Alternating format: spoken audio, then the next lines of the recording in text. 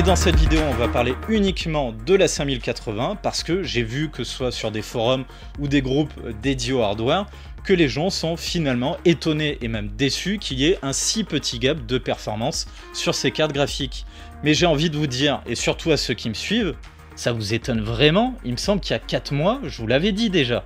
Bref, dans cette vidéo, on va donc parler de cette 5080, on va voir un petit peu ses performances, je vais vous la présenter, ses caractéristiques techniques, ses performances et son bagage technologique, et après je vous donnerai mon avis là-dessus, on en parle juste après la sponsor. Je vous présente le sponsor de cette vidéo, il s'agit de Godil24. Vous venez d'acquérir un magnifique PC, malheureusement il n'y a pas de système d'exploitation dessus, et bien Godil24 a la solution pour vous, car il vous propose à prix réduit des clés pour Microsoft Windows officiel en version OEM. Avec le code ALD50, vous pourrez profiter de Windows 11 Pro à partir de 13 € ou encore Windows 10 Pro à partir de 8 €. Si c'est plutôt le pack Office qui vous intéresse, vous aurez aussi des réductions avec le code ALD62, ce qui vous permettra par exemple de profiter de Office 2019 Pro à partir de 22 €. Et si vous avez besoin à la fois de Windows et du pack Office, il existe des bundles avec le code ALD62 toujours à partir de 28 €. Pour profiter des réductions, c'est très simple, une fois que vous avez choisi ce que vous voulez acheter, allez dans le panier et rentrez le code dans l'espace prévu à cet effet. Vous passez ensuite au paiement, que ce soit par carte bleue ou encore les paiements sécurisés par PayPal. Une fois le paiement effectué, 5 à 8 minutes plus tard, vous recevrez votre clé CD directement dans votre boîte mail. Si vous ne recevez pas le mail, n'oubliez pas de vérifier dans les spams, et dans l'éventualité où il y aurait réellement un problème, ne vous en faites pas, car Godil24 possède un service après-vente 24 h sur 24, 7 jours sur 7, et s'engage à vous rembourser en cas de problème. En réalité, cette vidéo, j'aurais pu faire le feignant et tout simplement republier ma vidéo que j'avais fait il y a 4 mois quand j'analysais les leaks autour de la future sortie de ces cartes graphiques, parce que finalement, eh bien, j'avais tout juste du début à la fin, et notamment le gap de performance très faible de la 5080, je l'avais là aussi annoncé. Moi, je table vraiment sur une 5080 qui sera meilleure d'à peu près, allez, 5 à 10% face à la 4080 Super et 10 à 15% face à la 4080 tout court.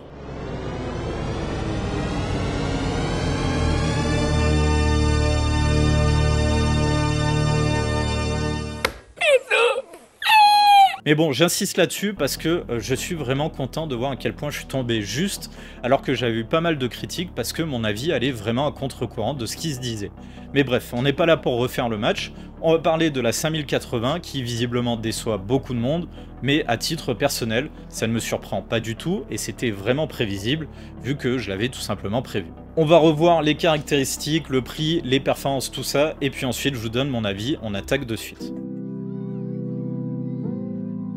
Je vous balance directement les caractéristiques de cette carte. On a donc un GPU GB203 gravé en 5 nanomètres par TSMC. Ce GPU, il est composé de 10 752 cœurs CUDA, 336 Tensor Core et 84 RT Core. Au niveau des fréquences, sur la fréquence de base, on est à 2295 MHz. Et pour la fréquence boost, on est à 2617 MHz. Concernant la mémoire, elle embarque 16 Go de GDDR7 cadencé à 1875 MHz avec un bus mémoire de 256 bits, ce qui nous donne une bande passante totale de 960 gigabits par seconde. La carte peut consommer jusqu'à 360 watts et pour son format, on est sur un dual slot avec une longueur de 304 mm maximum. On est sur une carte qui est très compacte. Et cette carte est commercialisée au MSRP de 1179 € de par chez nous, ce qui fait quand même une belle baisse par rapport à la 4080 à sa sortie. On a à peu près 300 € d'écart, ce qui n'est pas négligeable, mais il faut relativiser. Faut pas oublier qu'à l'époque, la 4080 était vraiment à un prix qui était trop élevé par rapport à ce qu'elle proposait, et d'ailleurs elle a fait un flop, elle s'est assez mal vendue à cause de ce prix-là. Heureusement, la 4080 Super a corrigé le tir avec une baisse de prix qui était vraiment bienvenue. Et maintenant, les performances, je me base sur principalement 3 tests. Le test de Tech Power Up, le test de Tom's Hardware US et du côté des francophones, l'excellent test de VCG qu'il a fait en vidéo. Je vous invite vraiment à aller le voir. D'ailleurs, j'avais tellement apprécié que j'ai félicité par mail parce qu'il a fait vraiment du super boulot. Et je vous montrerai pas des slides de ce que l'on a eu dans ces tests-là, je vous invite à aller les voir parce que c'est eux qui ont fait le boulot. Et moi je vous dis ce qu'il en ressent en gros en synthèse, c'est qu'on a un gap de performance qui se situe plutôt autour des 10%. C'est parfois un peu moins, parfois un peu plus, mais en gros on est à ce niveau-là. Et ça, encore une fois, c'est quelque chose que je vous avais dit il y a déjà 4 mois. Et il y a plein de gens qui sont finalement déçus parce qu'ils s'attendaient à avoir une carte qui soit plus performante que la 4090. Mais honnêtement les gars, vous avez regardé les caractéristiques de ces deux cartes? La 4090, c'est 16 000 cœurs CUDA. D'accord? Là, on en a un peu moins de 11 000, on est à 10 700 et quelques. Et ça vous surprend qu'elle n'arrive pas à dépasser la 4090? C'était tout simplement prévisible. Et ça vous surprend aussi qu'elle soit si proche que ça de la 4080 Super. Là aussi, c'était prévisible, parce que cette 5080, elle n'a que 5% d'unité de calcul en plus. Donc forcément, on n'allait pas faire des miracles avec une carte aussi proche.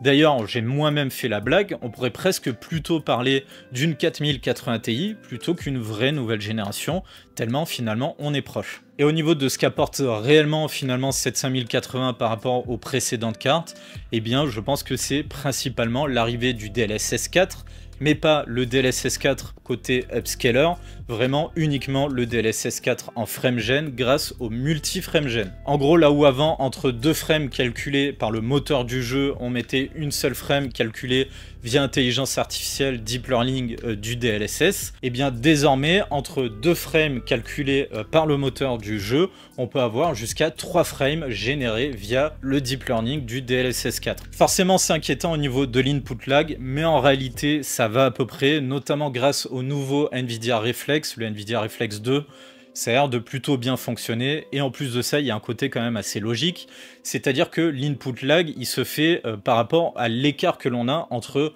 deux frames qui sont calculés par le moteur. Si on a 100 frames par seconde calculés par le moteur, eh bien on aura toujours le même écart de temps entre ces deux frames, et ce sera le temps de l'input lag. Et donc forcément, si on met 1 ou 4 frames, ça n'évolue pas énormément au niveau de l'input lag. Je sais pas si je me suis bien fait comprendre, mais voilà, en gros, il y a une forme de logique. Par contre, ça apporte un bonus au niveau de la fluidité à l'écran, mais pour ça, il faut avoir des écrans qui arrivent à avoir quand même des hauts taux de rafraîchissement. Bref, le multi-frame-gen, c'est déjà pas mal critiqué, un petit peu comme le frame-gen à l'époque. Personnellement, je trouve que c'est une feature sans plus, rien n'oblige de l'activer. Faites-en ce que vous en voulez. Bref, je pense qu'on a fait le tour des caractéristiques techniques, du prix, tout ça, un petit peu de tout ce que l'on a eu avec cette 5080. Je vais maintenant vous donner mon avis. J'attaque directement par cette question, à qui s'adresse cette 5080? Et ça me paraît évident qu'elle ne s'adresse pas aux gens qui ont une carte graphique de génération RTX 4000 ou encore RX 7000 haut de gamme. Parce que l'écart de performance n'est pas suffisamment grand pour qu'on y réinvestisse 1000 et quelques euros dans une carte. En revanche, pour ceux qui ont des cartes plus anciennes, par exemple les RTX 3000, RX 6000 et tout ce que l'on a eu avant, je pense que là c'est quand même bien plus intéressant parce que la 5080, que ce soit dans la version Founders ou MSRP ou les customs ou MSRP ou même les customs un peu plus chers, eh bien on a des prix qui sont assez similaires au prix que l'on a sur les RTX 4080, vu qu'il y a eu une augmentation des prix dernièrement, on les retrouve au même prix. Donc s'il y a des disponibilités, bien entendu, autant prendre une 5080, ça coûte le même prix et on a quelques petits bonus en plus, un peu plus de performance et le nouveau frame-gen, multi-frame-gen, qui est quand même un plus. Mais clairement, j'insiste, si vous avez déjà une 4080 ou une RX 7900, n'allez pas sur cette carte, vraiment ça vaut pas le coup. Maintenant que ça c'est fait, je vais vous parler de ce que je trouve positif concernant cette carte. Je suis déjà impressionné par le modèle Founders et son système de refroidissement que je trouve extrêmement bien conçu et qui visiblement est très performant. On arrive à avoir des températures, notamment sur la 5080, puisque la 5090 partage le même système de refroidissement, mais dans les deux cas, on a des températures qui restent vraiment contenues par rapport aux facteurs de forme et surtout la quantité d'énergie à dissiper sur ces cartes-là, et notamment la 5090. Et notamment sur la 5080, vu qu'on a le même refroidissement mais avec moins de consommation et donc moins de chauffe, on garde des températures qui sont vraiment pas mal et surtout des nuisances sonores pour la 80 qui reste vraiment contenue. Pour la 90, a priori, elle se fait un peu plus entendre, mais ça reste largement supportable. On va dire qu'on n'est pas dans ce qui se fait de pire, mais pas dans ce qui se fait de meilleur. Et surtout, ça montre aux fabricants de custom qu'il est tout à fait possible de garder des cartes compactes avec ces générations de cartes graphiques là, alors que pourtant ils nous ont sorti encore une fois des parpaings. Je suis un peu déçu parce que je suis pas ultra fan, je trouve que ça fait vraiment des trop grosses cartes et c'est souvent pénible pour mettre dans des boîtiers pas énormes. Pour le positif, donc je sais que c'est des cartes chères, mais il faut quand même noter qu'on a une légère baisse de prix de toute manière sur toute la gamme hormis la 5090.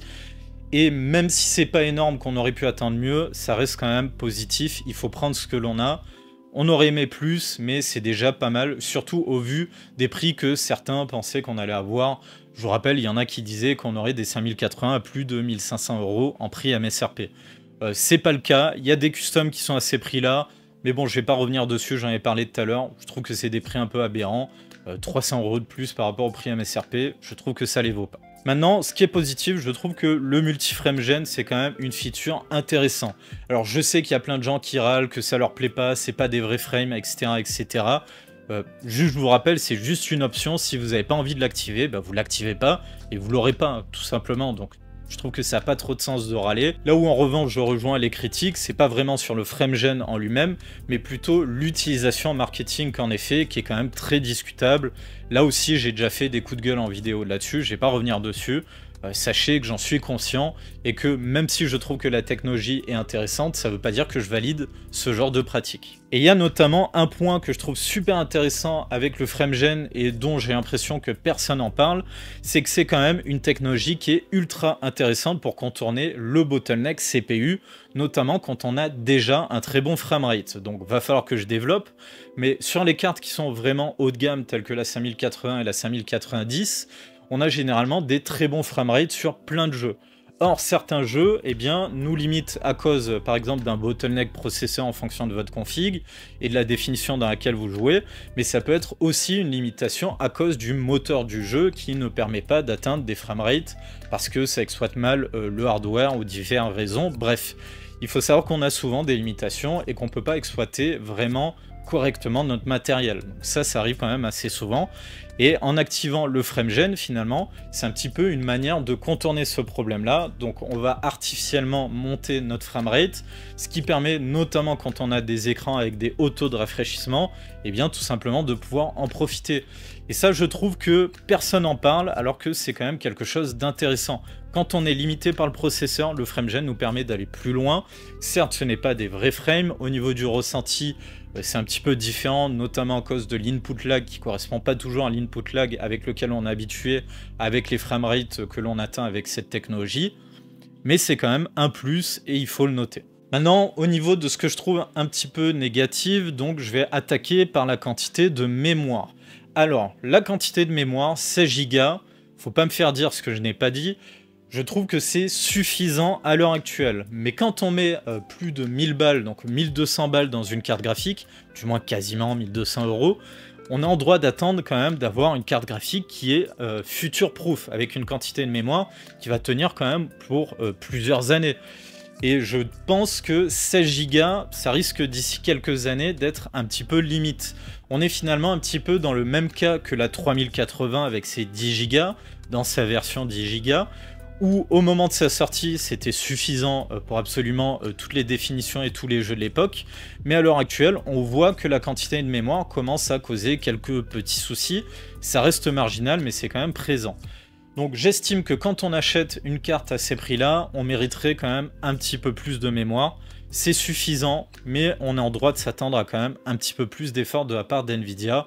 Vraiment, ils sont plutôt radins au niveau de la VRAM. C'est suffisant, mais on aurait aimé plus. Voilà, je vais m'arrêter là-dessus sur ce sujet. Au niveau du négatif, eh bien forcément je vais en parler, on a un gap de performance qui est quand même très limité par rapport à la génération précédente.